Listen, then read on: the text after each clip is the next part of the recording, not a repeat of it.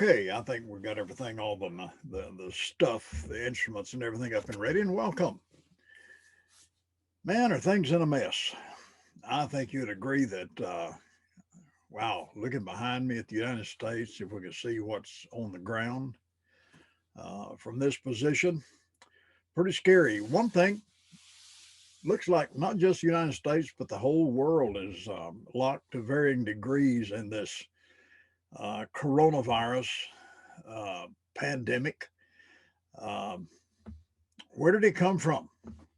Who caused it? Well, as far as we know from the information that we've been given, it was caused by, created by a lab in China. But why? Was it accidental? Could it have been created as a bioweapon? Here's a good question. Is it possible, looking at some of the things that's happening now with the frantic attempt that the left wing, the Democrats, what do you want to call them, have used to try to steal this election? And that seems to be the evidence. I haven't seen the evidence. All I know is what I've been told. But, at a certain point, we've got to believe some of the things or hide in a cave and not believe anything. And, you know, but at any rate, is it, and I've heard some possibilities of something like this tossed out. Is it possible that the Chinese could have had help? Maybe help from, I don't know, maybe American scientists for whatever reason. Because it seems like this thing has turned into more or as much of a political tool as it is actually a health situation, because it's being used. And I know to some degree it's being used the same way in other countries, but all I can speak to is the United States, and it seems like it's being used as a political tool to see how far they can push the American people uh, in differing measures of control. And so I don't know.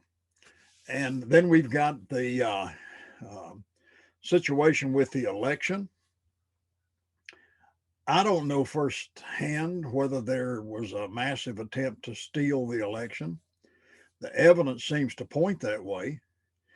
Uh, we look at the unreasonable hatred that the fake news media, to coin that term or to use that term, and the Democratic Party, the hatred they've had for Donald Trump ever since he first, really since he first announced that he was going to run, but particularly since he was actually elected. And you got to think it's somewhat strange when you can look at things that he's done and uh, things that have caused an increase in wages among the average working people. That's fact. Uh, Things that have provided more jobs. That's a fact. His friendship with Israel, which is extremely important. We can talk more about that. I have talked about it in some of the earlier episodes, but we can talk more about it in future episodes. How important it is for a nation to stand with Israel.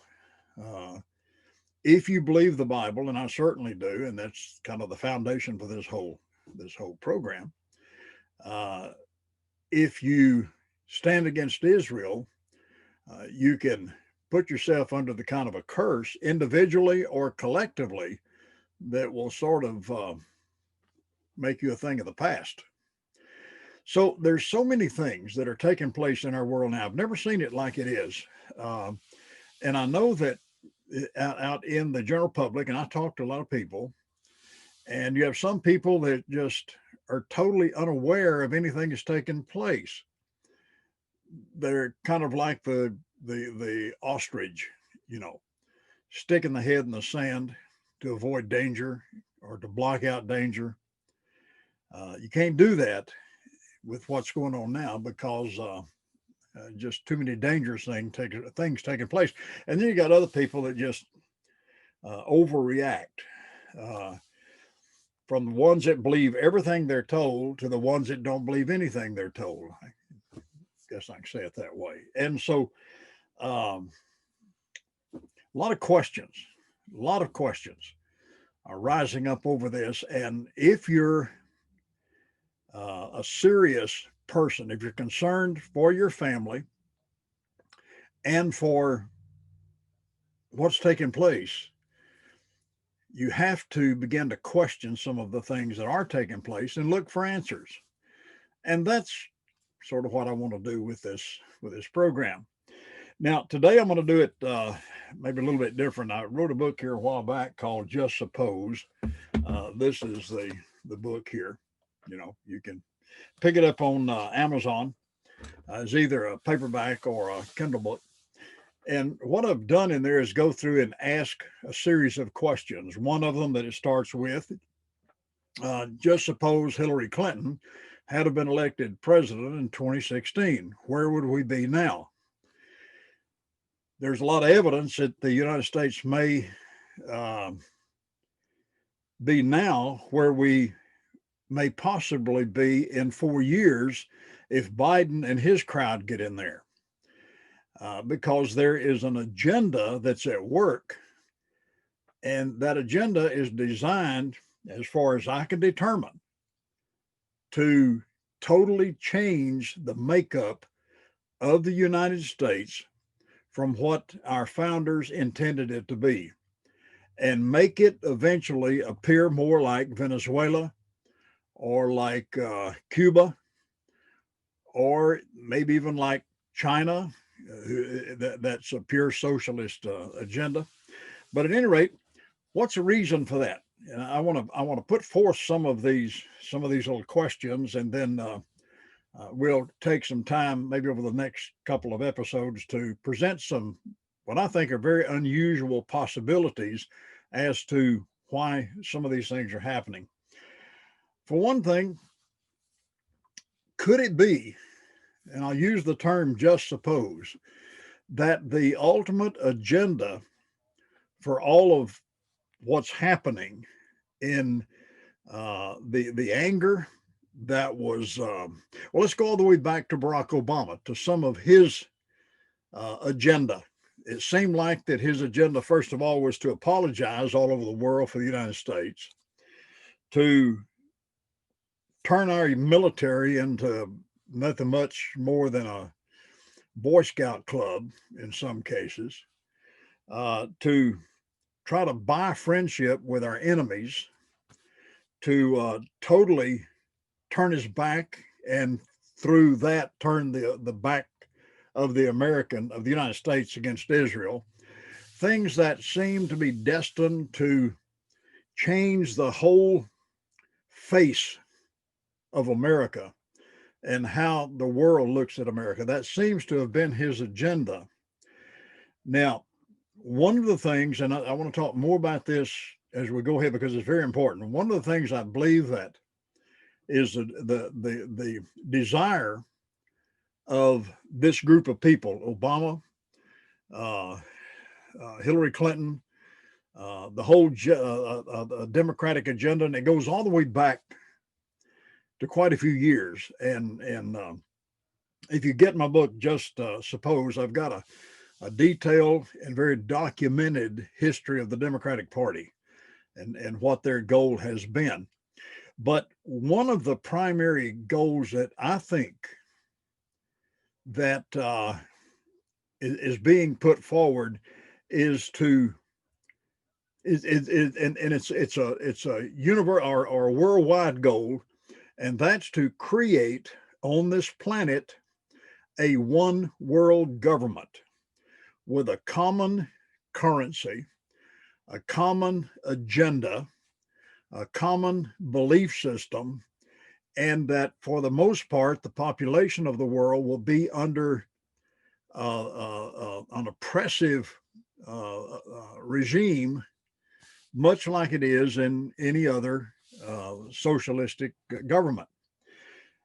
Now, in our next program, I want to go into some details as to why that is probably the agenda and why it's so important to these people. Now, let me read something that if you've never seen, and Dinesh D'Souza is one of my sources for so many facts. He has created a number of documentaries. One of them is Obama's America. And I'm going to quote from one of the introductions or kind of a synopsis of some of the things that is in that documentary and in the book.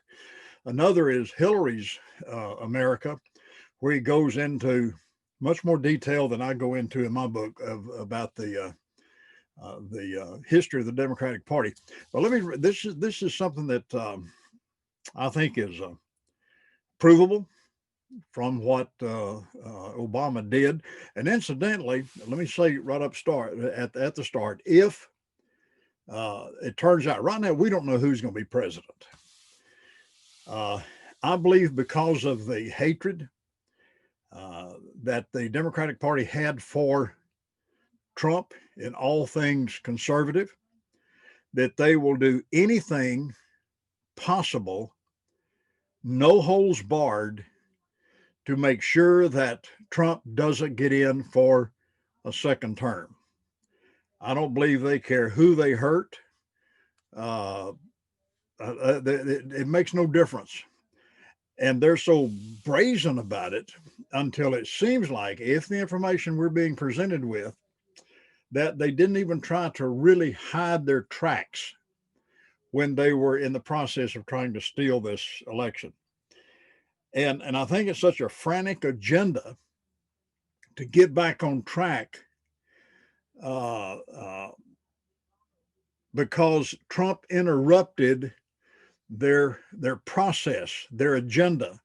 They're moving forward with this one world government thing. Now, I don't want to get too deep into the weeds right now with this one world government and what it means supernaturally or spiritually in the agenda of the world, the direction that we're going. But in our next episode, I'm going to switch totally into trying to demonstrate exactly why the one world government is so important to these people. Now, here's a comment, and this is Dinesh D'Souza talking. He said, "I'd like to comment on what I see as the state of our union, state of our nation.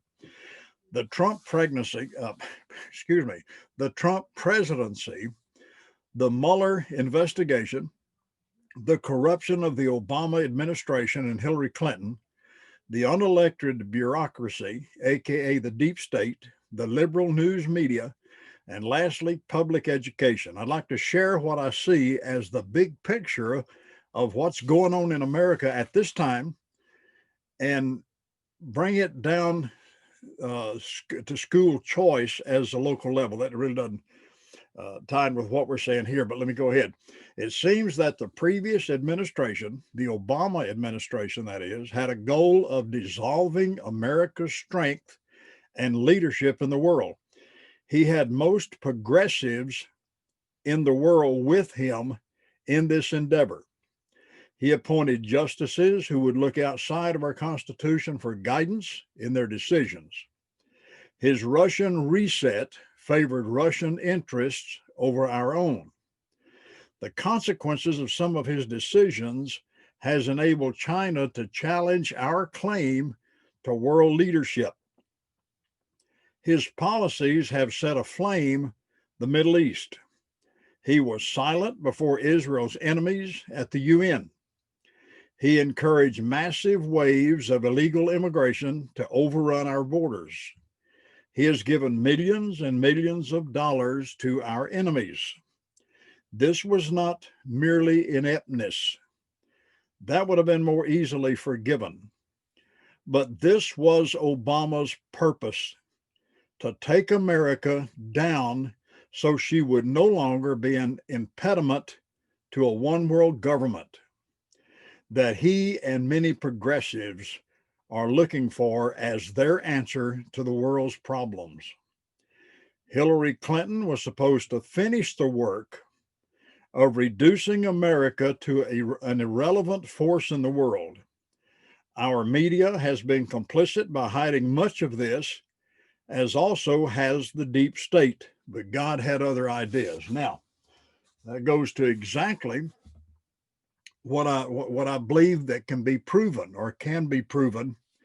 as the primary agenda of this left-wing bunch of traitors, as far as I can determine. Traitors because their goal is to destroy the United States. I'll be back in just a minute. Here's a quiz question. Just suppose Hillary Clinton had have ended up in the White House in 2016. Where would we be now? Here's another one. Just suppose Biden ends up in the White House in the next few months. Where do you suppose we'll be 2 years from now?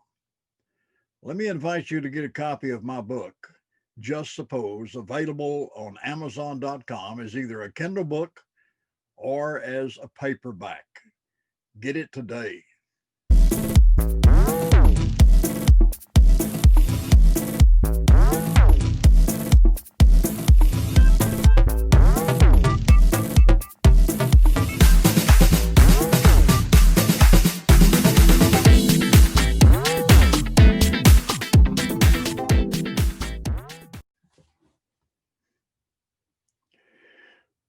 Okay, to kind of finish up our talk for today, as I've said before, I want to keep these things kind of short, not drone on and on and on with them, till people lose interest.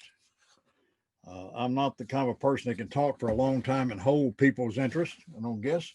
But at any rate, as we move to close out this session, let me pose a couple of questions.